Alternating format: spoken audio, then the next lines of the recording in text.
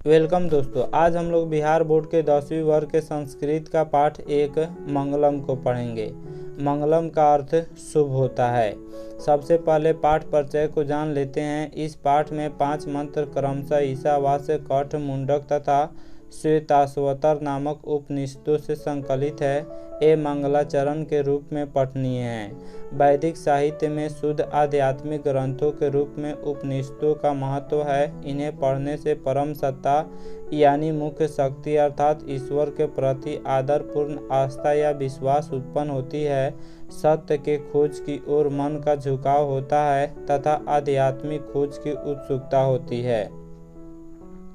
उपनिषद ग्रंथ विभिन्न वेदों से संबंध है।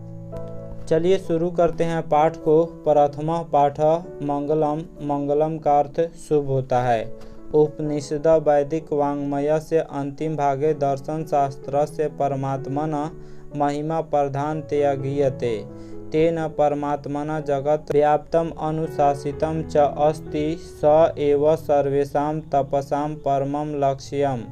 अस्मिन् पाठे परमात्मपरा उपनिषदां पद्यात्मका पंचमंत्रा संकलिता सन्ति। इसका अर्थ है उपनिषद वैदिक साहित्य के अंतिम भाग में दार्शनिक सिद्धांत को प्रकट करते हैं। सब जगह श्रेष्ठ पुरुष परमात्मा की महिमा का प्रधान रूप से गायन हुआ है।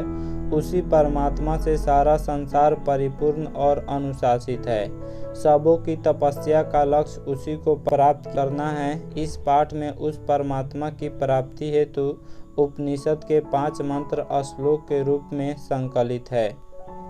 इस पाठ में हम लोग 5 मंत्र को पढ़ेंगे। परमात्मा को कैसे प्राप्त किया जाए उसी से संबंधित 5 मंत्र को पढ़ेंगे जिसको उपनिषद से लिया गया है। चलिए शुरू करते हैं पहला मंत्र को। पहला मंत्र है हिरण्मयेन पात्रेण सतस्य अपि हितं मुखम तत्वं पुषन् अपावृणु सत्य धर्माय दृष्टये। इसका अर्थ होगा, हे प्रभु, सत्य का मुख सोने जैसा आवरण से ढका हुआ है। सत्य धर्म की प्राप्ति के लिए उस आवरण को हटा दे। अर्थात ईश्वर से प्रार्थना किया जा रहा है कि हे पूषण। पूषण का अर्थ सूर्य देवता होता है। तो यह प्रार्थना किया जा रहा है कि हे पूषण, सत्य का मुख द्वार सोने जैसा आवरण से, सोने जैसा कवर से ढका हुआ है। सत्य धर्म की प्राप्ति के लिए उस आवरण को अर्थात उस कवर को हटा दें। इस श्लोक का व्याख्या हम लोग जान लेते हैं। व्याख्या है, प्रस्तुत श्लोक ईशावास्य उपनिषद से संकलित तथा मंगलम पाठ से उद्धृत है। इसमें सत्य के विषय में कहा गया है कि सांसारिक मोह माया के कारण विद्वान भी उस सत्य की प्राप्ति नहीं कर पाते हैं, क्योंकि सांसारिक चकाचौंध में वह सत्य इस प्रकार ढक जाता है कि मनुष्य जीवन भर अनावश्यक भटकता रहता है। इसलिए ईश्वर से प्रार्थना की गई है कि हे प्रभु, उस माया से मन को हटा दो ताकि परम पिता परमेश्वर को प्राप्त कर सके। इस पाठ का दूसरा श्लोक है, अनो अनियान महतो महीयान आत्मा से जंतो नीतो गुहायाम तम क्रतु पश्यति वित्सुको धातु प्रसादात महिमानम आत्मना। इस श्लोक का अर्थ है, मनुष्य के हृदय रूपी गुफा में अणु से भी छोटा और महान से महान आत्मा विद्यमान है। विद्वान शोक रहित होकर उस श्रेष्ठ परमात्मा को देखता है। चलिए इस श्लोक का व्याख्या जान लेते हैं। प्रस्तुत श्लोक कठ उपनिषद से संकलित तथा मंगलम पाठ से उद्धृत है। इसमें आत्मा के स्वरूप तथा निवास के विषय में बताया गया है। विद्वानों का कहना है कि आत्मा मनुष्य के हृदय में सूक्ष्म से भी सूक्ष्म तथा महान से भी महान रूप में विद्यमान है। जब जीव सांसारिक मोह माया का त्याग कर हृदय में स्थित आत्मा से साक्षात्कार करता है, तब उसकी आत्मा महान परमात्मा में मिल जाती है और जीव सारे सांसारिक बंधनों से मुक्त हो जाता है। इसलिए भक्त प्रार्थना करता है कि हे प्रभु, हमें उस अलौकिक अर्थात पवित्र प्रकाश से आलोकित करो कि हम शोक रहित होकर अपने आप को उस महान परमात्मा में एकाकार कर सकें। इस पाठ का तीसरा श्लोक है, सत्यमेव जयते नानिरितम सत्य येन पंथा बीततो देवयान येन आक्रमन्ति ऋषिय ह्याप्त कामा यत् तत् सतस्य परम निधानम। इस श्लोक का अर्थ होगा, सत्य की ही जीत होती है, झूठ की नहीं। सत्य से ही देवलोक का रास्ता प्राप्त होता है। ऋषि लोग देवलोक को प्राप्त करने के लिए उस सत्य को प्राप्त करते हैं जहाँ सत्य का भंडार है।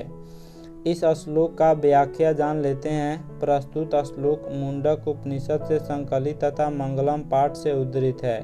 इसमें सत्य के महत्व पर प्रकाश डाला गया है। ऋषियों का संदेश है कि संसार में सत्य की ही जीत होती है, असत्य या झूठ की नहीं। तात्पर्य यह कि ईश्वर की प्राप्ति सत्य की आराधना से होती है, न कि सांसारिक विषय वासनाओं में डूबे रहने से होती है। सांसारिक माया है तथा ईश्वर सत्य है।